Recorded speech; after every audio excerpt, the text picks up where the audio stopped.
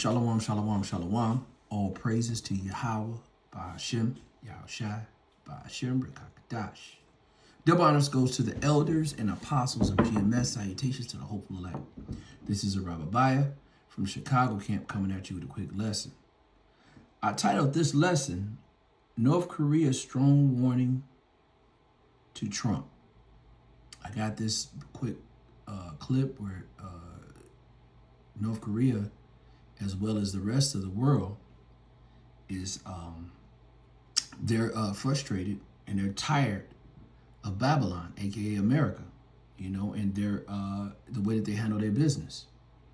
So he actually sent a warning to America, to Babylon, and if you look in the scriptures, we know that America's been in control, of the world for a period of time. And in the scriptures, it tell you the earth is given unto the hands of the wicked. Let's get that first. Let's go to Job chapter 9, verse 24. It reads, the earth is given unto the hands of the wicked. Oh, before I go there, I want to tell you that this video is for teaching purposes only. I'm not making anything off of this. It's just for teaching purposes. It says the earth is given unto the hands of the wicked. He covered the faces of the judges thereof. If not, where and who is he?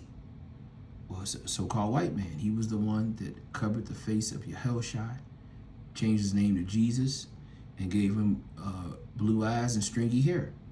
He actually changed his nationality and made him a so-called Greek, a so-called white man, when really he's a red man.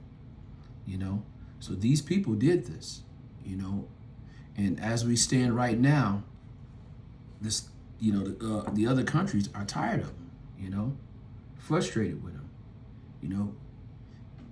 America is the wicked. These people are described in the scriptures, and you can go precept upon precept and find out that these people are the wicked of the earth. So I'm gonna go ahead and play this video. Check this out. After North Korean President Kim Jong-un's strong warning, the United Kingdom and NATO are in panic. The U.S.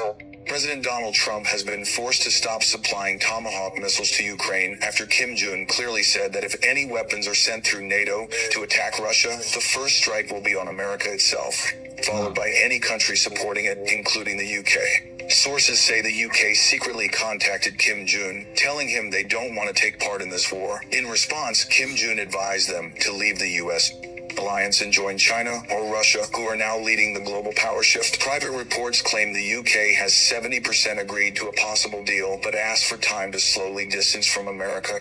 Kim Jong-un declared that Donald Trump is not a man of peace, but a war profiteer who hides behind peace talks while fueling global conflict. He warned that if Trump starts any new war or pretends to seek peace again, North Korea will openly declare war on the U.S. Now the big question, will the United Kingdom abandon America and stand with China and Russia under Kim Jong-un's influence? Breaking news. Wow. After North Korean President Kim Jong-un's strong... Wow. So you're seeing that these other countries are fed up, and they're ready to do something about, Babylon, And at one point, Babylon, the Lord gave them the great sword. But their job, let's get it. Let's go to Revelations chapter 6, verse 4. Their job is to take peace from the earth, and that's what they've been doing. This has been utter chaos. They make deals, they sign treaties, and they break them, Revelations chapter 6, verse 4. It says, and there went out another horse that was red, and power was given unto him that sat therein to take peace from the earth, that they should kill one another. And there was given unto him a great sword. So there was the Lord Yahweh, Ba'ashem Yahushai gave him a great sword and to take peace from the earth. And that's what's been going on, and this man's spirit is, of the wicked. Let's get that. Let's go to Sirach chapter 14. I'll start at verse 4.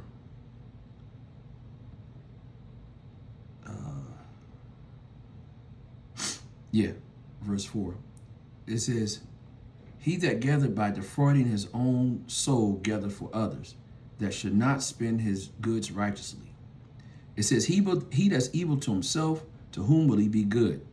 This man destroys the very air and the very water that he has to drink and breathe. He'll destroy it for, to get to do something against his enemies. If it means him doing his enemies, he'll be evil to himself. So it reads that here. It says, verse 5 says, he that is evil to himself, to whom will he be good? He should not take pleasure in his goods. It said, there is none worse than he that envieth himself, and that is a recompense of his wickedness. Listen to this, verse 7. It says, and if he does good, he does it unwillingly. And at last he will declare his wickedness. That's the truth. Esau only does something where he can benefit from it, If he tell you it's good, it's something for him on the other end. And if he can't get it, then he'll just take everything away or he'll destroy it. Verse 8, it says, an envious man has a wicked eye. He turneth away his face and despiseth men. A covetous man's eye is not satisfied with his own portion, and the iniquity of the wicked dry up his soul. This man is definitely not satisfied with his own portion. He goes through the earth stealing and killing and destroying people's land. He'll steal oil, he'll steal natural resources, and he'll do it by any means.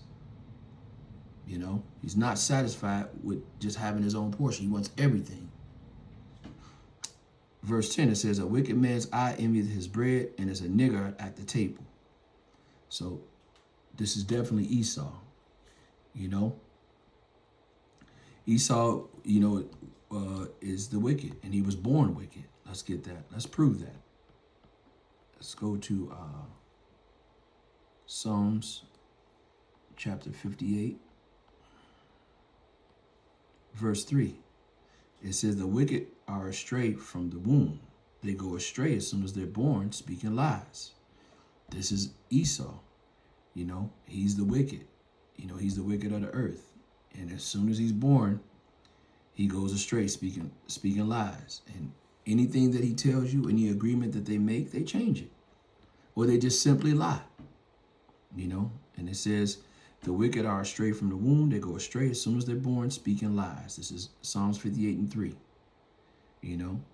This is the wicked, And the Lord uses the wicked as his sword because of the wickedness of the Israelites, he enforced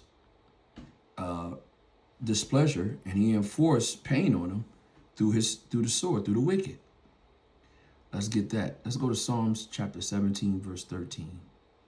It says, arise, O Lord, disappoint him, cast him down. Deliver me from the soul of the wicked, which is thy sword. So showing you that the wicked, Esau, is the sword of Yahweh Ba'ashem Yahushai. Let me give you even more proof that Esau is the wicked. Let's go to Malachi chapter 1, verse 4. Let me skip down to 4. It says, whereof Edom said, we are impoverished, but we shall return and build the desolate places. Thus said Yahweh of hosts, they shall build, but I will throw down. They should call them the border of wickedness. So they should call them, talking about Esau, the border of wickedness. Not just one, he's talking about the people. Let's read that again. It says, they should build, and I will throw down, and they shall call them the border of wickedness.